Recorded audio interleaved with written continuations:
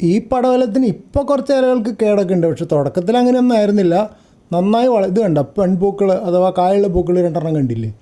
ആദ്യത്തെ ഏകദേശം ആടി തുടങ്ങിയിട്ടുണ്ട്, രണ്ടാമത്തെ കാഴ്ചയിൽ കുഴപ്പമില്ല, അത് മൂന്നാമത്തെ ഇതാ വിരിയാൻ റെഡിയായിട്ട് നിൽക്കണു.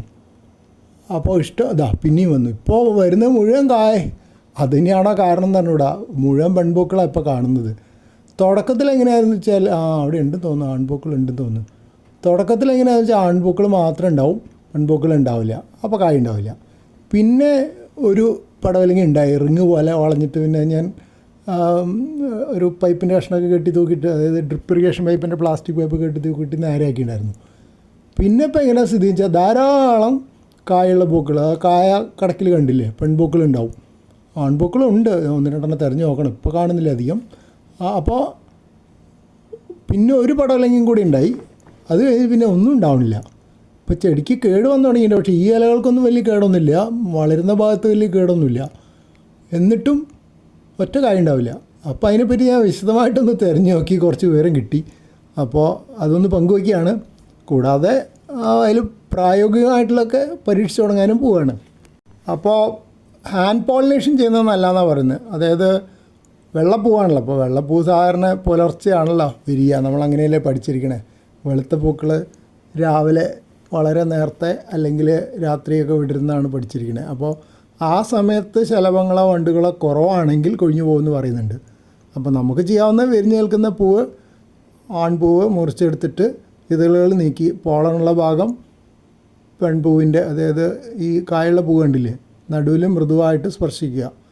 പക്ഷേ അതിൻ്റെ സമയമാണൊരു ശല്യം, 7 മണിക്ക് ശേഷം രാത്രി അല്ലെങ്കിൽ പുലർച്ചെ ചെയ്യുന്നതാണ് നല്ലതെന്ന് പറയുന്നുണ്ട്. സാധ്യതയുണ്ടായി ശരിയാവാൻ, കാരണം വെള്ളപ്പൂക്കൾ രാത്രി വിടരുന്ന ടൈപ്പ് പൂക്കളാണെന്നാണ് പൊതുവേ പറയുക. കായ്ച്ചാന്ന് ഞാൻ പലയിടത്തും വായിച്ചിട്ടുണ്ടായിരുന്നു, പക്ഷെ അത് നമ്മൾ അറിയുന്ന ഫ്രൂട്ട് ഫ്ലൈ തന്നെയാണെന്നുള്ളത് ഇപ്പോഴാണ് തോന്നുന്നത്. അതായത് ഇപ്പോൾ ഒരു ഫ്രൂട്ട് ഫ്ലൈ എന്നാണ് എഴുതി കാണിക്കുന്നത്. അപ്പോൾ ഫ്രൂട്ട് ഫ്ലൈ എന്ന് പറഞ്ഞാൽ ഡ്രോസോഫില, വീട്ടിൽ പഴമൊക്കെ കൊണ്ട് വെച്ചിട്ടുണ്ടെങ്കിൽ അതിൽ സ്ഥിരമായിട്ട് വരുന്ന നന്നീച്ചകളുണ്ടല്ലോ, ഒരു ചെറിയത്, അതാണ് ഫ്രൂട്ട് ഫ്ലൈ. ഇതിന് വേറെ ഐറ്റാണോ എന്നറിയില്ല. എന്തായാലും അപ്പോൾ പുറത്ത് ഞാനങ്ങനെ കാണാറില്ല, അകത്ത് ഫ്രൂട്ട് ഫ്ലൈ കാണാറുണ്ട് ധാരാളം. പല സമയത്ത് പഴം കൊണ്ട് വെച്ചിട്ടുണ്ടെങ്കിൽ നല്ല കവർ ചെയ്ത് വെച്ചിട്ടില്ലെങ്കിൽ വരും. ഒരു പക്ഷേ പുറത്തുണ്ടാവുമായിരിക്കും, വേറെ പല കൃമികീടങ്ങളും ഉള്ള സമയത്ത് ഇത് ശ്രദ്ധിക്കാനായിട്ടാണോന്നറിയില്ല, അത്ര ചെറുതായതുകൊണ്ട് നല്ല വെയിലത്ത് കാണാഞ്ഞിട്ടാണോന്നറിയില്ല. അതിൽ അറിഞ്ഞിരിക്കുന്നത് എന്താ വെച്ചാൽ ഇത് കുത്തുകയും മുട്ടയിടുകയൊക്കെ ചെയ്യുമ്പോൾ പൂക്കൾ കേടായി പോകുന്നതാണ്. അപ്പോൾ അതിന് പല പല വഴികൾ പറയുന്നുണ്ട്. ഒന്ന് കവറിട്ട് കൊടുക്കുക, പക്ഷെ അത് വിരിയണതിന് മുമ്പ് ഇടണമെന്നാണ് പറയണേ. അപ്പോൾ വിരിയണതിന് മുമ്പ് ഇട്ടിട്ട് നെറ്റോ എന്തെങ്കിലും ഇട്ടിട്ട് സൂക്ഷിക്കണം. പക്ഷേ ഞാൻ ഉദ്ദേശിക്കുന്ന ഫ്രൂട്ട് ഫ്ലൈ ആണെങ്കിൽ അത് കയറാതിരിക്കാനുള്ള നെറ്റ് ഇടുന്നത് കുറച്ച് പണിയാണ്. പിന്നെ ഫെറോമോൺ ട്രാപ്പ് ഇടാമെന്ന് പറയുന്നുണ്ട്. അതായത് ഇതിനെ ആകർഷിക്കുന്ന ചില ട്രാപ്പുകൾ കെമിക്കൽസ് വെച്ചിട്ടുള്ളത്, അപ്പോൾ അതിൽ വന്നിട്ട് അത് കുടുങ്ങി കിടക്കുമെന്നൊക്കെ പറയുന്നുണ്ട്. അതൊക്കെ പല കൃഷി രീതികൾക്കും ഉപയോഗിക്കുന്നതാണ്. ഈ ചെറിയ പ്രാണിക്ക് എന്താ പറ്റുമോ എനിക്ക് അറിഞ്ഞുകൂടാ.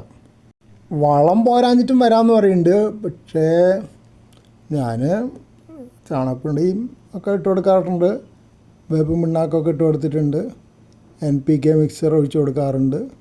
പിന്നെ ചെടിച്ചട്ടിയിലാണ് വളരണേന്നുള്ളൊരു കുഴപ്പമുണ്ട്, അതിൽ മണ്ണ് കുറവാണല്ലോ. ഇനിയിപ്പോൾ ഇവർ പറയണേ കടലപ്പിണ്ണാക്ക് പുളിപ്പിച്ച് ഒഴിച്ച് കൊടുക്കുന്നത് നല്ലതെന്ന് പറയുന്നുണ്ട്. അതിപ്പോൾ കടയിൽ കിട്ടുമോ നോക്കട്ടെ, ഉണ്ടെങ്കിൽ. ഇനി അതുപോലെ അതും ഇപ്പോൾ ആമസോണിൽ നോക്കേണ്ടി വരും. ഇപ്പോൾ എന്ത് സാധനം നോക്കിയാലും, ഇപ്പോൾ കഴിഞ്ഞ ദിവസം വെണ്ണീർ വാങ്ങിച്ചത്, അതായത് ചാരം വാങ്ങിച്ചത് ആമസോണിലാണ്, അതിവിടെ വന്നിരിക്കുന്നുണ്ട്. അത് പൊട്ടാസ്യത്തിന് വേണ്ടി വാങ്ങിച്ചതാണ്, നാച്ചുറൽ പൊട്ടാസ്യം. അത് വേണമെങ്കിൽ ശ്രമിച്ചു നോക്കാം. പിന്നെ സ്യൂഡോമോണാസ് കലക്കി ഒഴിച്ചു കൊടുക്കാൻ പറയുന്നുണ്ട്, 1 ലിറ്റർ വെള്ളത്തിൽ 20 ഗ്രാം. അത് പിന്നെ എനിക്കൊരു മനസ്സുകൊണ്ട് തൃപ്തിയുള്ള പരിപാടിയല്ല, ബാക്ടീരിയ കൊണ്ട് കളിക്കാൻ എനിക്ക് വലിയ താല്പര്യമില്ല. നനയുടെ കാര്യത്തിലും ശ്രദ്ധിക്കണമെന്ന് പറയുന്നുണ്ട്. മണ്ണിൽ അമിതമായ വെള്ളം കെട്ടി നിൽക്കുക, അല്ലെങ്കിൽ മണ്ണ് തീരെ ഉണങ്ങി പോവുക. പക്ഷെ അതിവിടെ രണ്ടുണ്ട് തോന്നുന്നില്ല, അത് മിക്കവാറും അതായിരിക്കില്ല കാരണം. ഇവിടെ ഞാൻ സാധാരണ ദിവസം ഒരു നേരമെങ്കിലും എന്തായാലും നനച്ച് കൊടുക്കും. പിറ്റേന്ന് പോകുമ്പോൾ ഡ്രൈ ആയിട്ട് അങ്ങനെ കാണാറില്ല. പിന്നെ പലപ്പോഴും ഞാൻ ഡ്രിപ്പ് ഇറിഗേഷൻ സെറ്റ് ചെയ്യാറുണ്ട്, എല്ലായ്പ്പോഴും ഇല്ലയെന്ന് പറയാം. ചിലപ്പോൾ മടി പിടിച്ചിട്ട് ഡ്രിപ്പ് ഇറിഗേഷൻ ടാങ്കിൽ വെള്ളം തീർന്നു പോകാൻ സാധ്യതയുണ്ട്. പക്ഷേ അതാണൊരു പ്രധാന കാരണം എന്ന് എനിക്ക് തോന്നുന്നില്ല. എന്തായാലും അതിലും കുറച്ച് കൂടുതൽ ശ്രദ്ധിക്കാൻ തോന്നുന്നുണ്ട്.